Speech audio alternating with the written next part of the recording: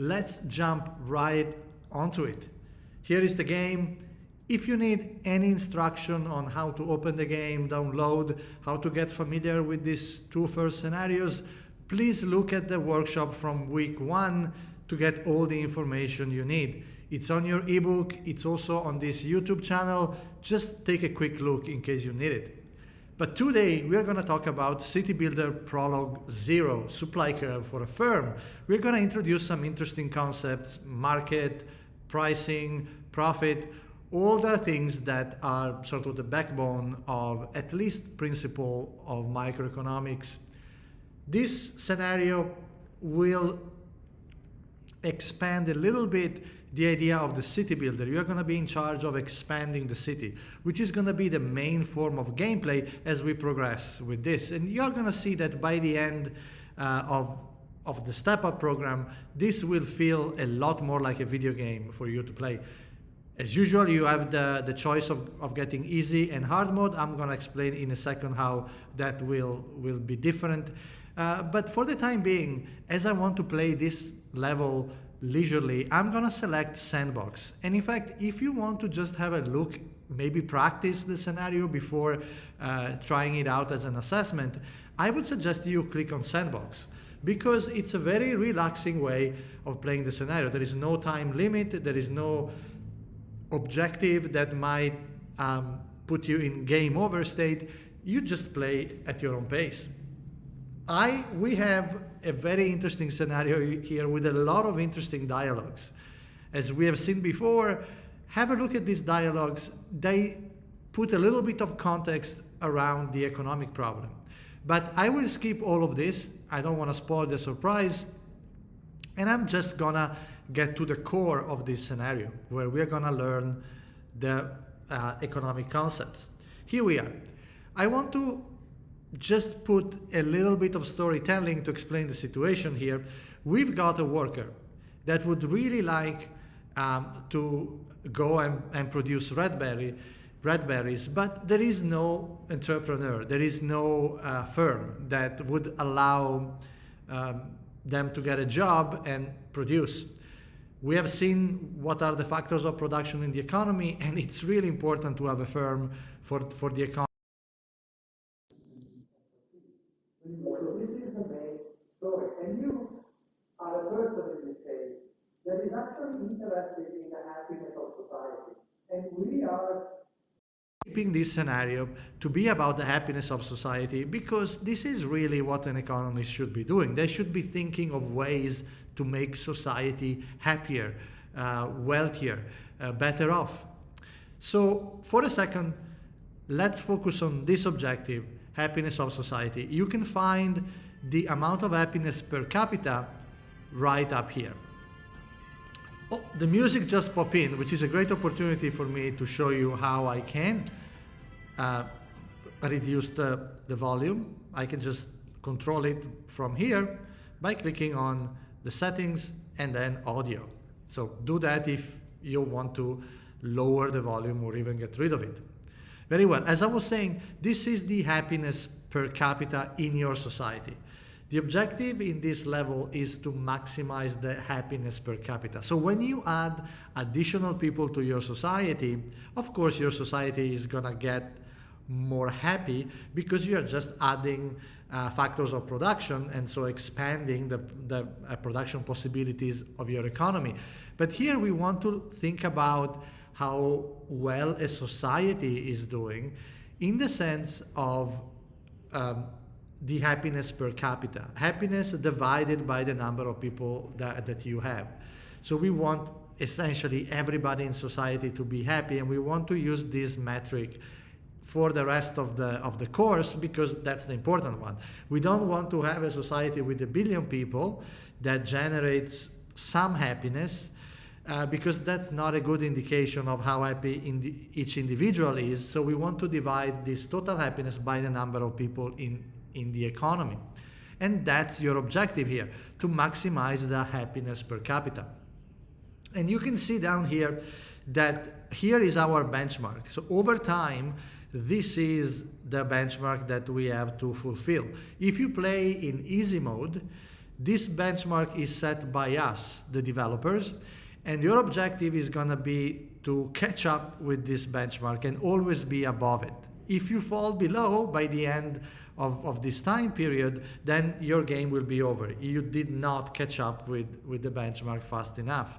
If you play in hard mode, that benchmark is going to be determined by the best performance of the best student that has played this level so far.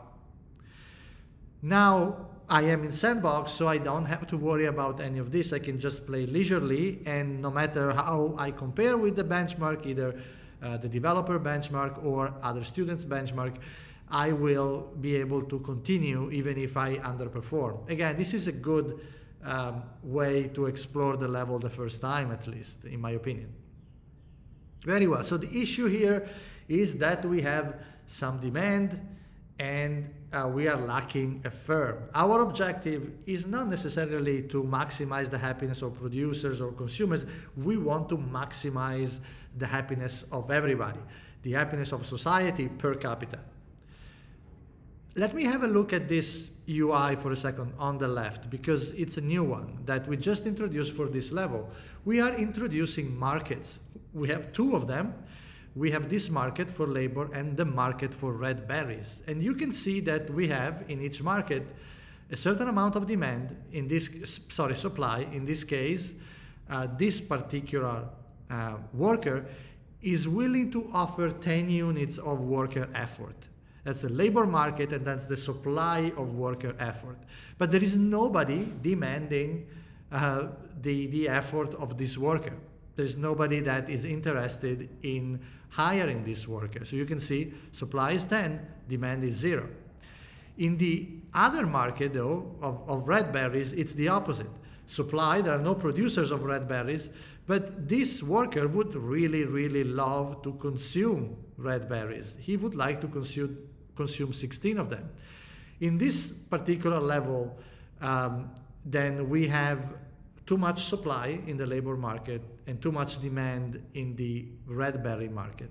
I want to introduce at this point a little bit of theory because I think it's important to get there. So first question is, what is a market? In economics, we define market for a given good or service as the set of all the consumers and suppliers who are willing to buy and sell that good or service at a given price. So a market is basically made of people.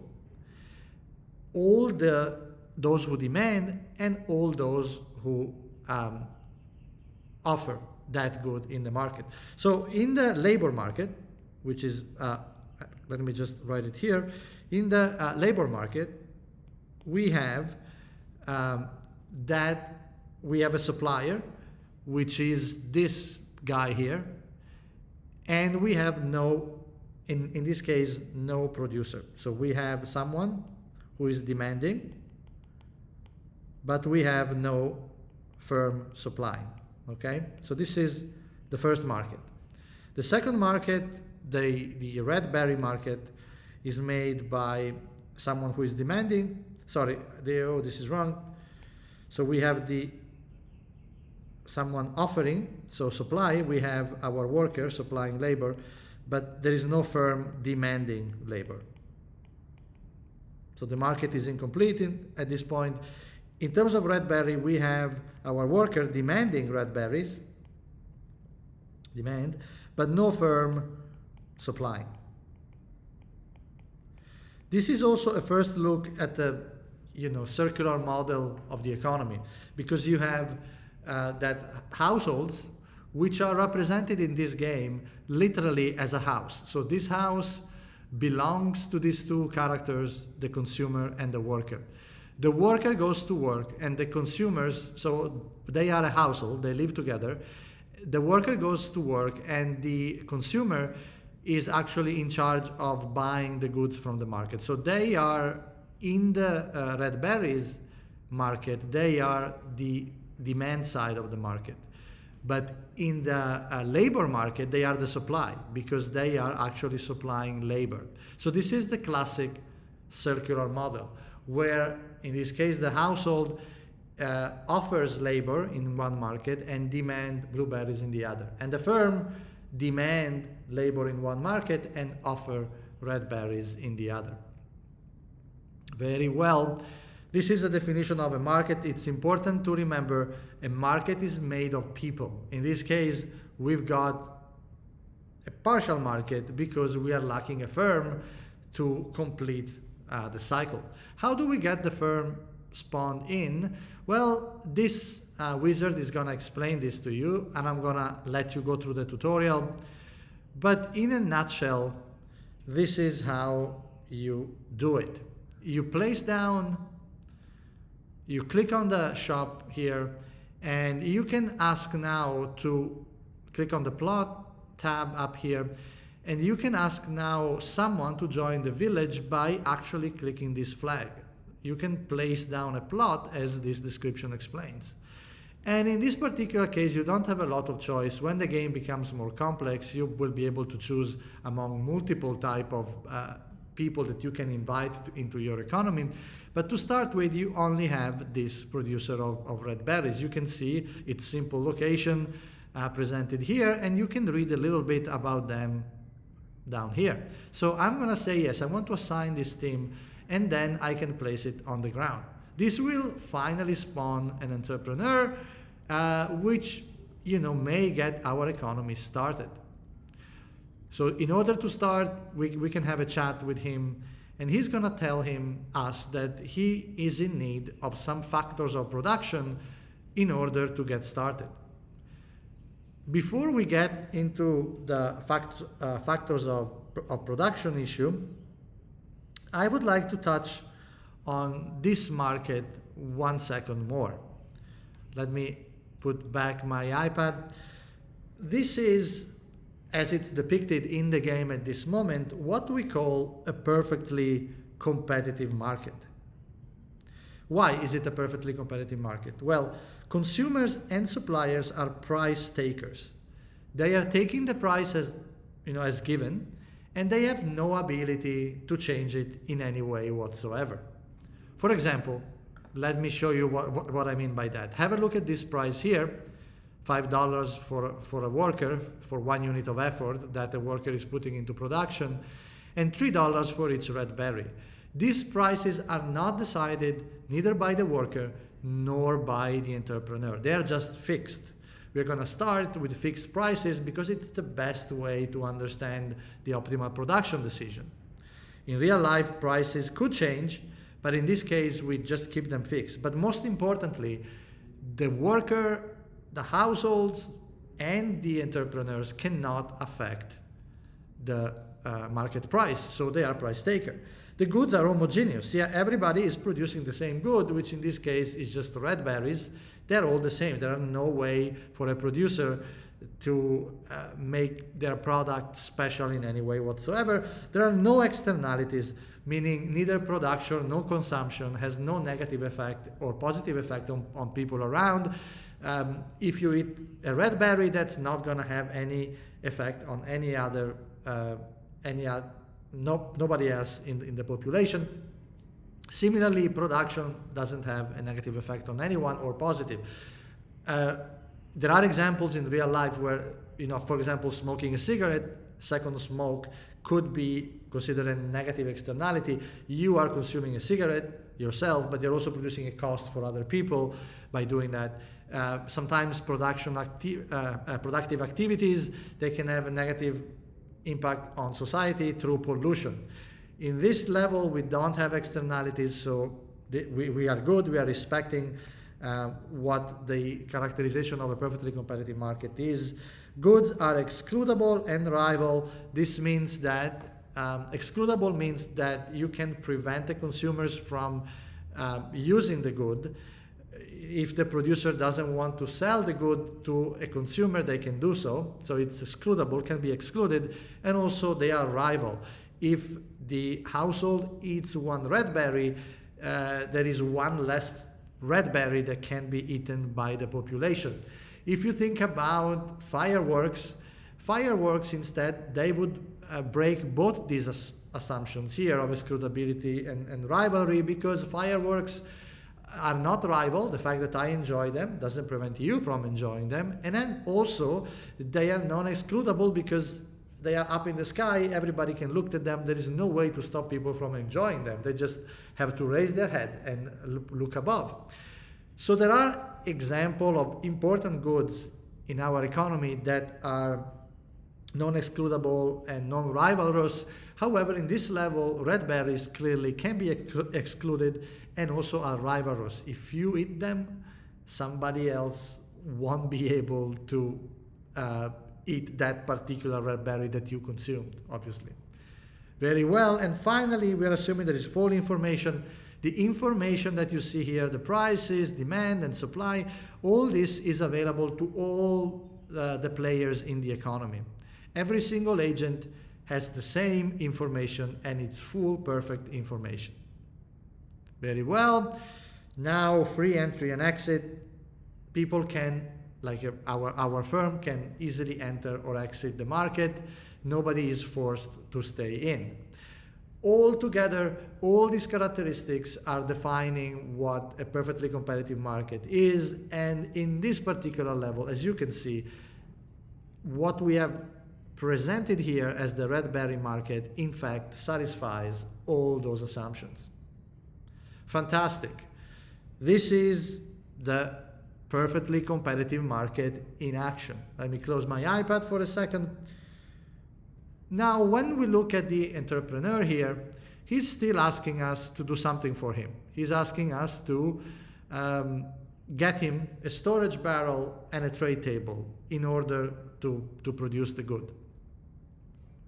Now, how we're going to do this is by clicking the shop again down here, then clicking production, and placing down the fixed factors that he's asking us to place down. For example, I can put down a barrel. This is going to be like a storage, and then the entrepreneur is asking me, okay, now put down a tray table. Notice that when I click on them, I get a description. A storage barrel is required to store items before they are placed for sale. And a tray table is required to sell items. Right-click on the cash register to learn information about sales. Left-click to place objects, but only if you own this shop. And in this case, you're not really owning the shop. You're just inviting this entrepreneur in your economy. Now, before I put down these elements, actually, let me put down this one here at the entrance of my location. Now the entrepreneur is saying, this is all good. I need red berry shrubs. Once you place one, I'll start production. Each red berry shrub increases my maximum output by 1. Actually, every single red berry shrub is increasing your production by exactly 1 unit. So if I put down 1 shrub, this is essentially telling the entrepreneur to produce 1 red berry. If I put down 2 shrubs, we are going to produce 2 red berries. This is your way to suggest to the entrepreneur here how much to produce. And this is the core of what we're going to look at in this specific level, the production decision of a simple firm. In order to really dig into that, let's have a look at the production function that you can see in here. Okay, I'm going to click on this, on the red berry, and now I can see the recipe to produce 1 red berry. I need 1 worker. This is the input of production. 1 worker, and given the market price for one worker, this means $5. The output is going to be 1 red berry that I can sell at $3. You can see here the price. If I want to produce more red berries, I can click and have a look at what is going to be the production level as I increase production. So for example, for the second red berry, I need 2 workers.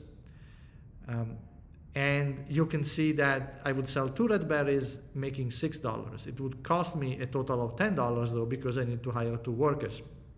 So we need to be careful here and start thinking about what are the costs and benefits of increasing production.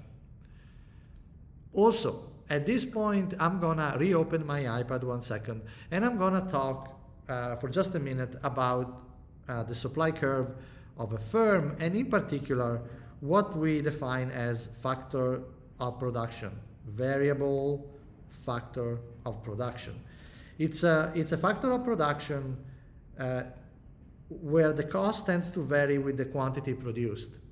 In this example, we have only one factor of production, which is the worker, and clearly the cost varies with the quantity produced. If I want to produce one red berry, it's going to cost me one worker, or $5. If I want to produce two red berries, it's going to cost me $10. So as I produce more, I have to pay more. So this is a variable factor of production. Labor, in this example, is a variable factor of production. And the cost of this, the cost of paying wages, is called a variable cost, the cost associated with the variable factor of production. We also potentially have factors of productions that are fixed. Their cost does not vary with the quantity that is produced. Now, in this particular example, the barrel here and the tray table here are fixed factors of production. Let me close this 1 second so you can see where I was pointing with my mouse. So the barrel and the cash register here are fixed factor of production. You don't need more cash registers or more barrels as you produce more. You need these fixed factors. You just need one of them, and then you can increase the quantity that you produced without really needing to increase the amount of these fixed factors. Any cost associated with these fixed factors is called a fixed cost. In our example here, it's here a fixed cost, which is a cost associated with a fixed factor of production. In this case, these are coming for free. You could just, if you remember, I just took them from the shop at no cost, placed them on the ground. So the fixed costs in this model are actually equal to zero. But potentially, later on, we will see that they might be expensive to put together these fixed factors of production. In that case, the fixed cost might actually be positive and have an impact on the productive decision in some way. Very well. We are actually making a lot of progress here, identifying what the market is. This is specifically a perfectly competitive market. What are the factors of productions? We have identified these ones as fixed factors and the workers as variable factors of production. Now the next step, what we miss, is try to think about what would be the optimal choice for the entrepreneur. Very well, the way we do this kind of choices is using the same approach we used in the previous levels of the game. We are going to have a look at the marginal benefit and the marginal cost of producing. The marginal benefit of producing a certain unit of a given good is the extra benefit accrued producing that unit. In this particular case, the extra benefit for the entrepreneur is actually how much money they make by selling the good on the market. The marginal cost of producing a certain unit of a given good is the extra cost of producing that unit. The relevant term, of course, here is, again, the opportunity cost. We need to look at the opportunity cost, not just the absolute cost. All right, let's have a look in this particular case. What does marginal benefit and marginal cost actually mean in this particular example? Now, for example, let's adopt the cost-benefit principle. A little look at this again. It's the same approach that we used before, but just as a recap, the cost-benefit principle tells you compare the marginal benefit of an action with the marginal cost and take the action only if the marginal benefit is greater than the marginal cost or equal. In this case, we may think, should I produce one extra red berry? So I look at this and I wonder, should I go from 1 to 2 red berries? Now, what I want to calculate in terms of marginal cost here is the increase in total cost when we produce one extra red berry. So one red berry is going to cost me $5 because I'm hiring one person to produce it. If I switch to 2 red berries, the cost has now increased to $10. I might actually use my slides here to show this concept. So I'm gonna just zoom in right here, right there, very well. And I'm just gonna look at this. So the first, when I go from 1 unit, the cost was $5. So that was the total cost. I'm gonna call it TC. So the TC was $5 to produce the first unit. If I produce the second unit, the total cost goes up to $10, as you can see on the screen. Very well. Now, this is how you compute the marginal cost. You just take the difference between the change in total cost to produce that extra unit.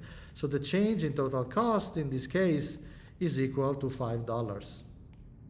So the marginal cost of producing the first unit is gonna be, the second unit, because we are looking at how we go from producing 1 unit to 2 units, right? That's what we're doing. So the marginal cost here is gonna be $5. And you may want to compare that with the marginal revenue. The marginal revenue, or MR, is actually defined here as the amount of money you make by selling a red berry. Because the price is fixed, each red berry is $3, then the marginal revenue is gonna be $3 no matter how many of them you are selling. Each red berry is gonna give you $3. And there is a lot of demand, as you can see, 16 units. So at the moment, there is plenty of demand. No need to worry about limited demand. Each sale that you make brings in $3. So the marginal revenue is actually $3 for any additional units that you're selling. So I'm gonna make this table a little bit longer to add a third and a fourth. And I want to make a little point here without giving away too much, without really solving the exercise for you. I want to give you a little bit of a hint on how to approach this. If we go to the third unit, you're gonna see that again, the total cost is now going up to $15. You basically are requiring 1 worker to produce 1 extra red berry so far. And so the total cost increases from 5 to 10 to 15 because each worker costs you $5. So the change in total cost is again 5. And this is again the marginal cost, what I should put in the marginal cost column. Now for the fourth one, let's have a look at the fourth one. For the fourth one, that's where the production function becomes a little more interesting. To produce the fourth red berry, you don't need to hire any more workers. 3 workers can as well produce 3 units or 4. They actually can produce more than 3 units if they want during the day. They can produce 4. Hence, if you want to produce the 4th unit, you don't have to increase the total cost. The total cost now becomes constant. Oh, that's interesting. This means that the change in total cost is $0.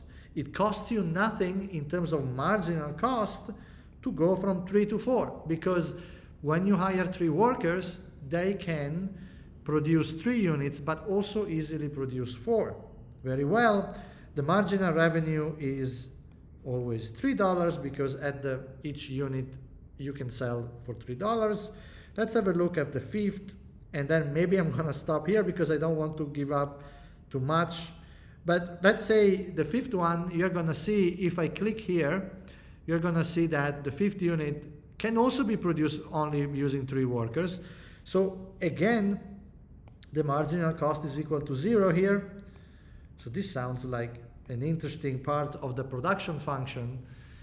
And now zooming out a little bit more, if you increase production of red berry even further, that's when you can see that the number of workers starts to increase again. If you want to produce 6 red berry, now you need to hire another worker. And if you want to produce 7 red berries, you have to hire another worker, 5 of them now. And if I go to 8, again, I need to hire 8 workers. If I want to produce 9 red berries, I need to hire 13 workers. This is becoming really expensive. If I want to produce 10, I'm going to have to hire 20 of them. And you can see that the more I produce red berries, the higher it is the extra number of workers required, and so the higher the marginal cost. This means that this also captures something that happens in the real world. Even though at the beginning the marginal cost may be decreasing, as you can see here, the marginal cost was decreasing from 5 constant and then decreasing to 0.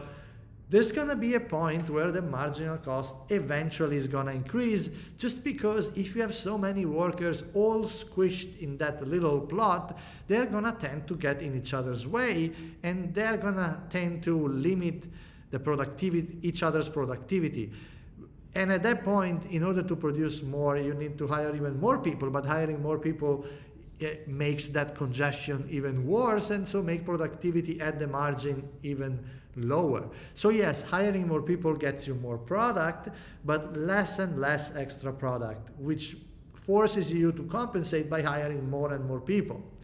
The result of this is that you're going to have that increasing marginal cost, which we discussed in week 1, sooner or later kicking in to an effect in your economy. Well, now that you have seen and we have been through all these steps, I hope you can see that the decision here is going to be, as usual, a cost-benefit decision, where you are going to continue to increase production as long as the marginal benefit is greater than the marginal cost. You should do it. So try with 1 blueberry, 2 blueberries, 3 blueberries, and compare. Every time you want to increase production by 1, compare the marginal benefit and the marginal cost, and if the marginal benefit is higher, then go for it, produce. But there's going to be a point where probably producing more and more is just going to get so costly for the firm that it's better not to do it. I want to maybe attract your attention before skipping to the next scenario on the UI at the bottom of the screen.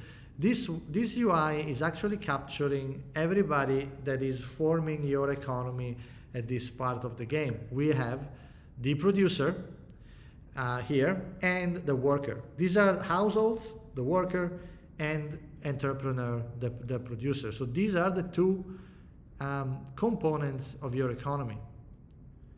If I click on the card here, it's going to flip it for me, and it's going to show me how much money the producer has to support their company to begin with, which is $25, and also how much happiness the entrepreneur is actually gaining period after period. We also have a similar thing for the worker. We can see how much money the worker has to spend in consumption. If I click one more time, here I'm going to see, as soon as I'm done setting the production location for the entrepreneur, I'm going to see how many workers is the entrepreneur hiring. And for the worker, if I click one more time, I can see what would be the number of blueberries that they would like to purchase via their consumer agent. You can see it's the demand of red berries, right? This is how much they're demanding. You can also see how much happiness that would give them. Remember, your objective is to increase the happiness per capita in your economy to catch up with this red line. I've done very poorly. As you can see, my yellow line is very low. So far, not so good. If I click again on the worker, you're going to see here how the worker is allocating his time. We are not going to talk at this stage about leisure and work decisions. We're just going to assume that this worker wants to work all the time. So the entire schedule is devoted to produce red berry if he could find some employment, which at the moment he hasn't been able to find. Fantastic. These are the main elements that you have to look at. And this pile of money represents how much money they have relatively speaking. In this moment, these piles are exactly the same because they all have $25 to begin with. So let's have a look at what happens if I start this economy. One way to pause the game so that you can make a good production decision is to click this pause button here. I click this pause button and now time is frozen. You can make all the decisions regarding this entrepreneur with time paused without having to worry about starting production, triggering the market right away. The entrepreneur is now asking to put down the red berry shrub so that they can start production. And each red berry shrub increases my maximum output by 1. You have to make up your mind, select which one of these values.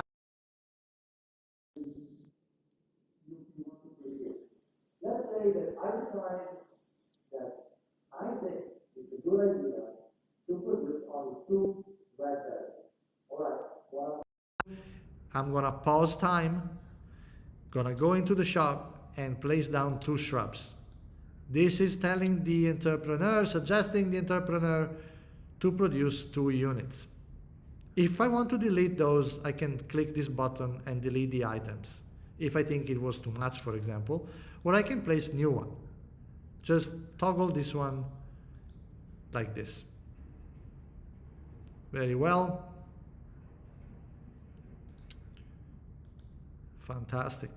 Now that we are in this situation, let's have a look at what happened in the market when I unfroze time. Very well, so I'm gonna unfroze time. Production has happened. You can see the circular economy is working. We have hired the worker and we have had money going to the worker. Now you're gonna see here that the consumer is consuming the red berries.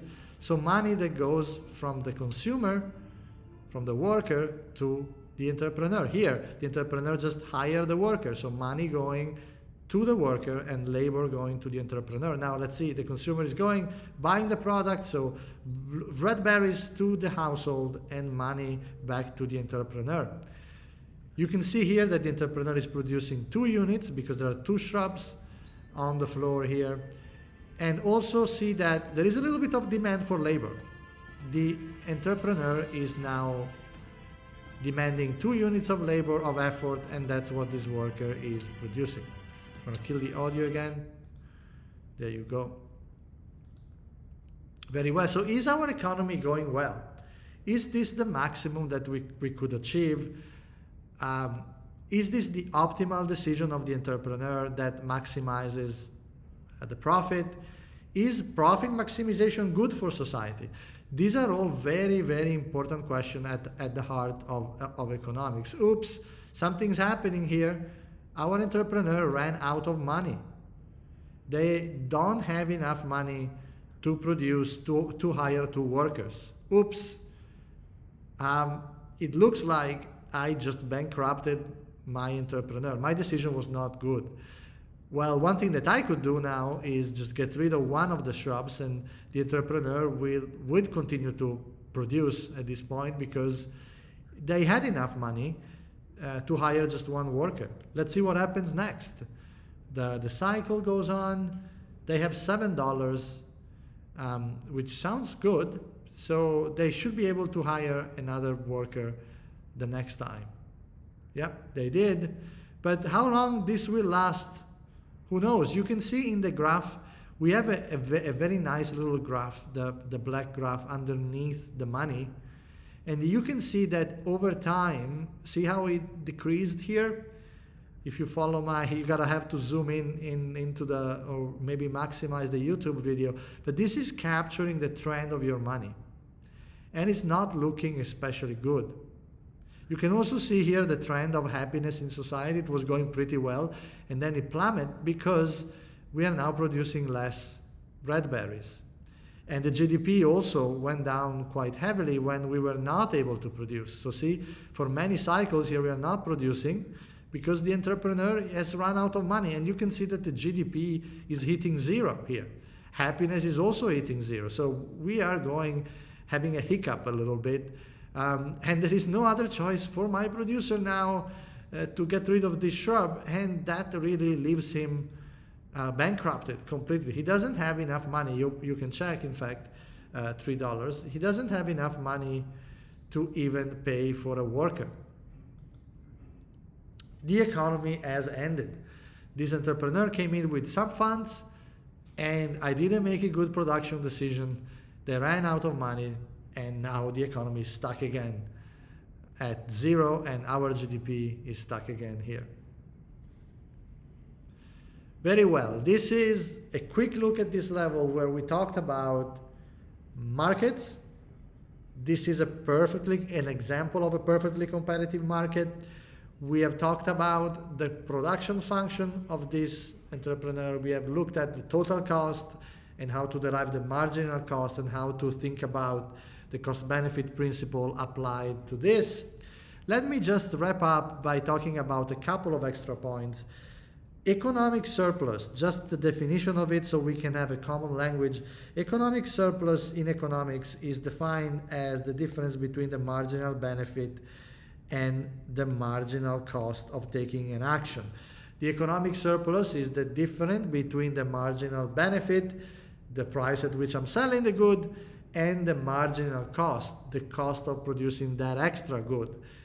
Evidently, the economic surplus in my playthrough must have been negative. I was losing money, which means that the extra revenue that I was making on each individual red berry was not greater than the extra cost that I was paying for each red berry, and that determined a loss in money and negative profit that basically made me bankrupt at the end of my playthrough. If the economic surplus is positive in this case, it's more likely that instead I'm making money because the marginal revenue at which I'm selling is greater than the marginal cost. Remember though that the marginal cost does not capture the fixed factor because it captures only the change in cost, in total cost. So we're going to have, whenever we have real fixed cost, to also worry about that. In this level, we don't have fixed costs, so we don't have to worry about it. And we can just say that, yes, a positive economic surplus would have meant that my entrepreneur was actually making positive profit and getting more and more money each cycle. Instead, the opposite happened in my playthrough. And finally, let's in fact more specifically define what profit is the difference between the total revenues and the total cost. If you look at the recipes again, the difference between the total cost, which for the first red berry is 5, and total revenue, which by selling one red berry you will get $3.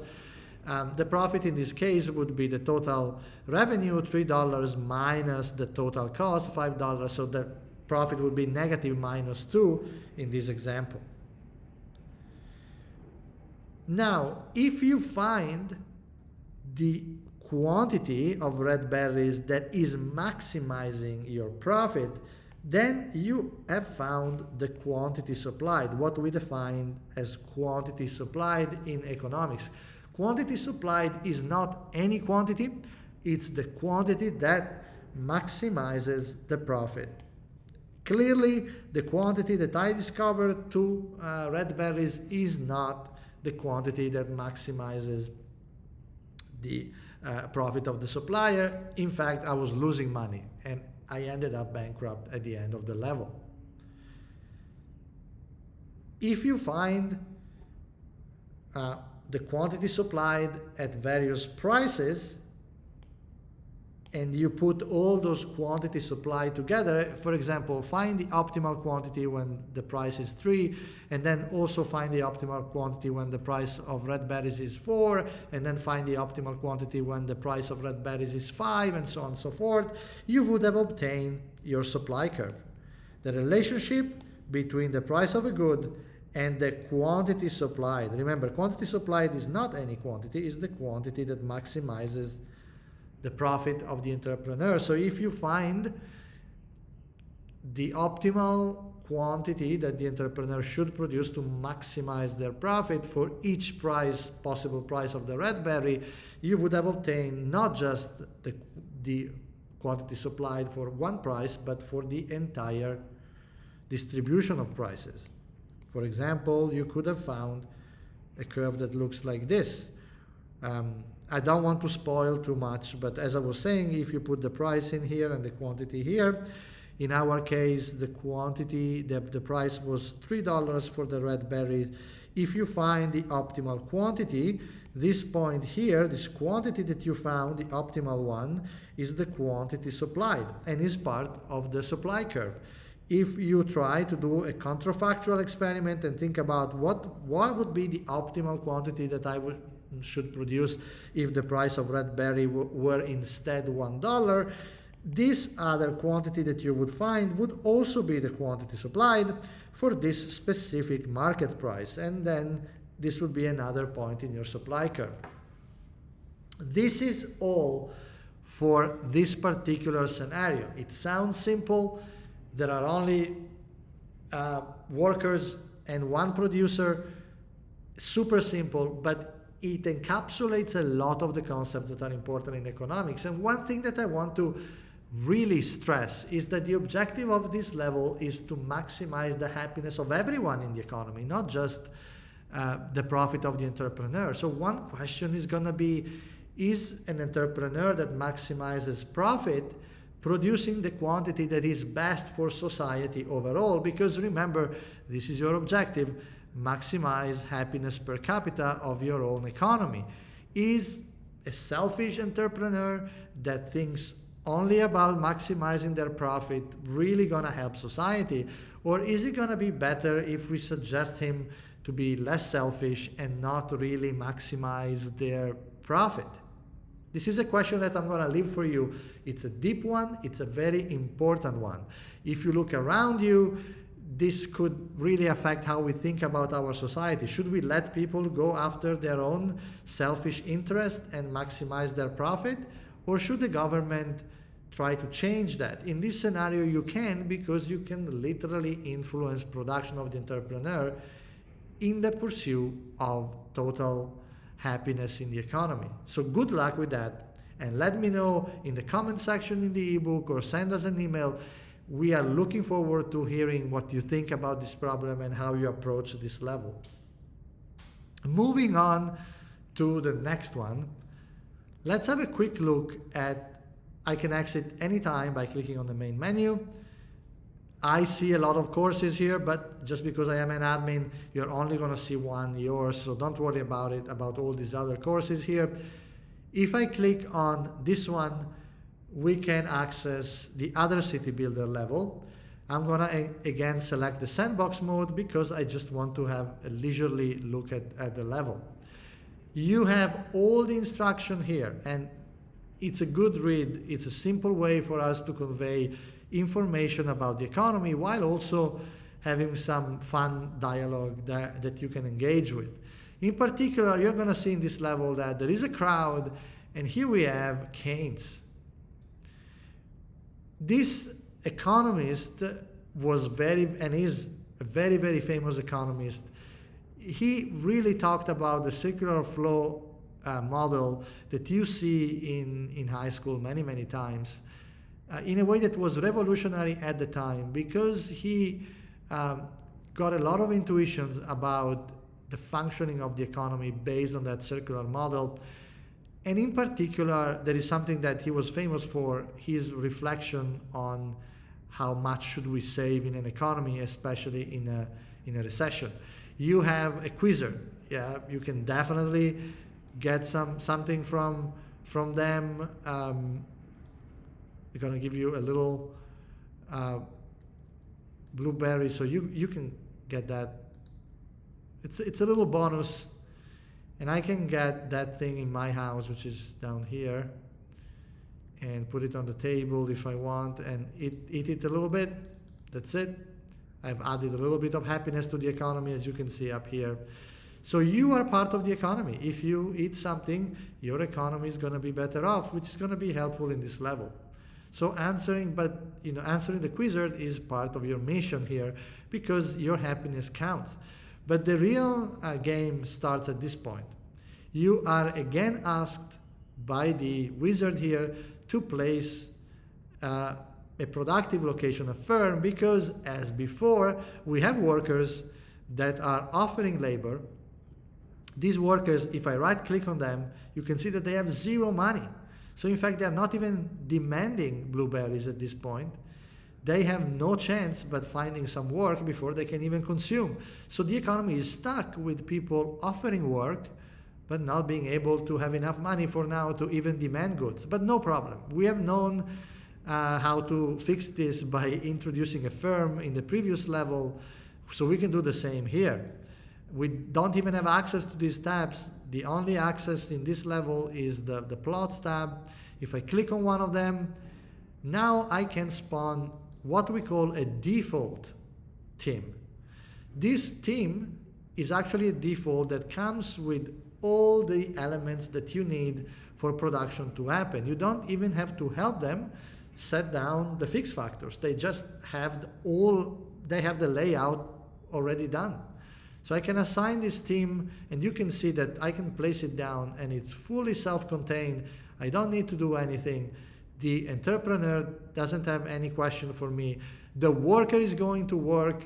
They're going to produce a certain amount. You can see that they are asking, the firm is asking for 5 units of effort.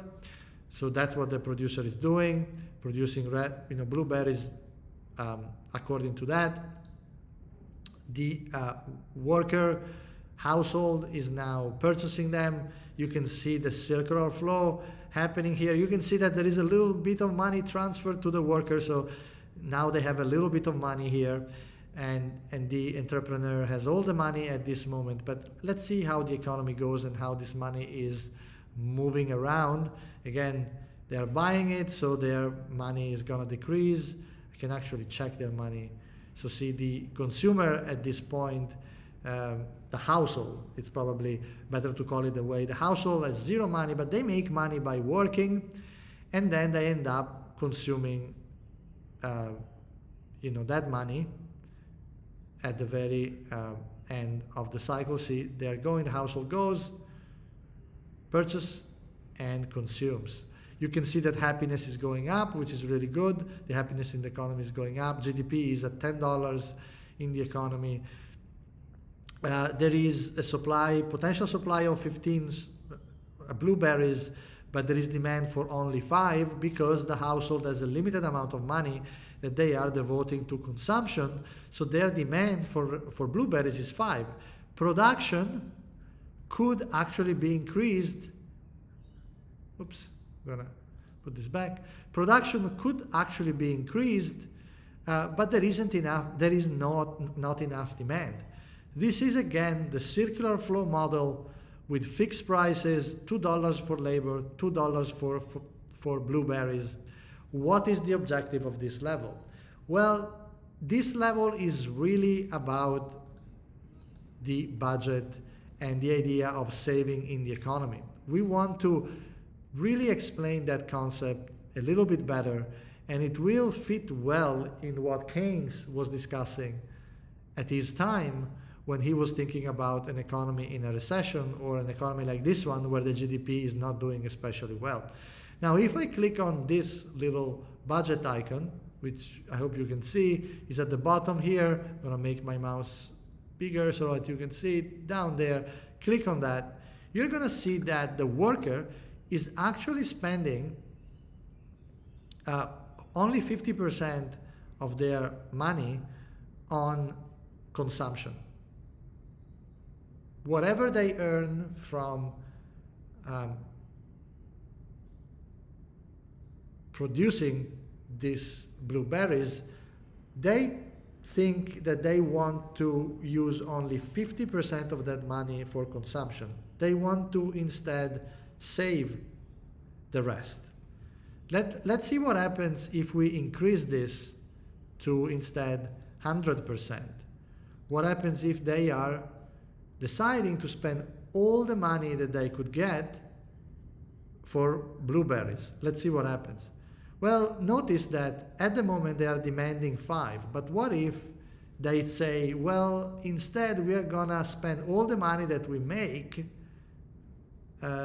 in consumption? Well, they would be demanding more, very well.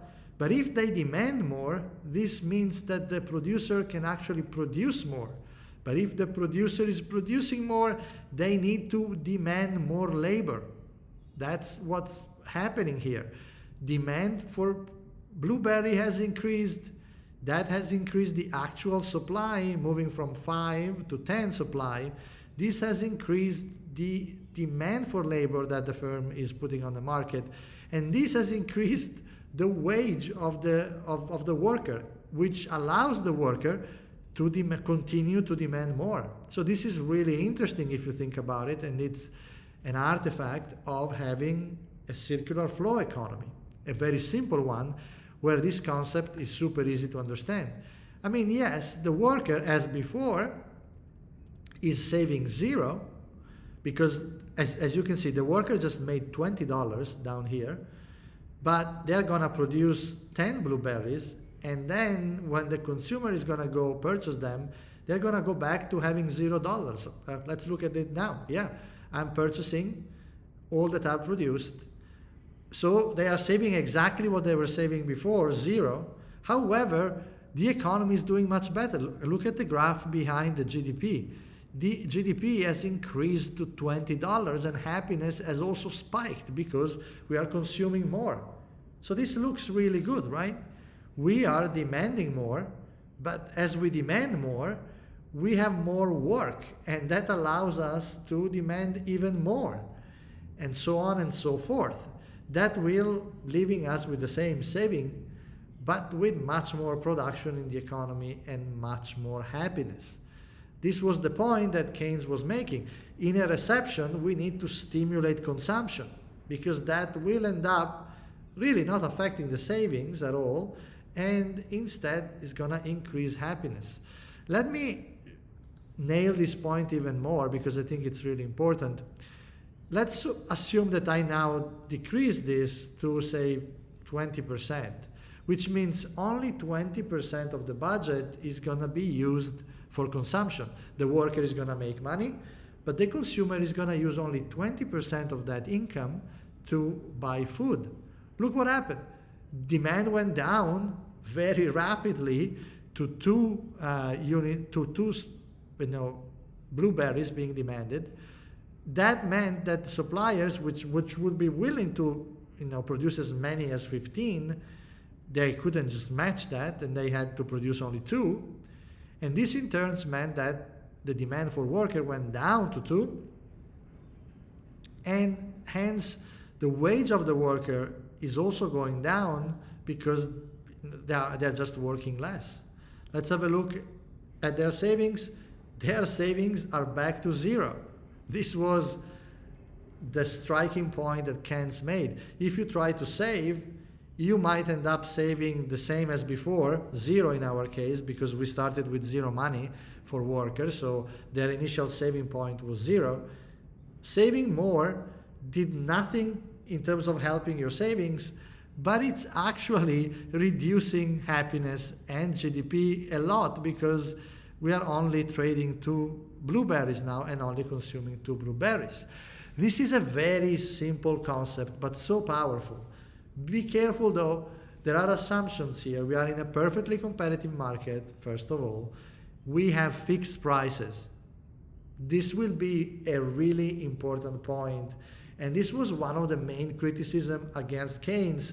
Well, the prices are not fixed. But Keynes replied to that by saying, well, in a recession, the prices are going to be sticky. They're not going to change much.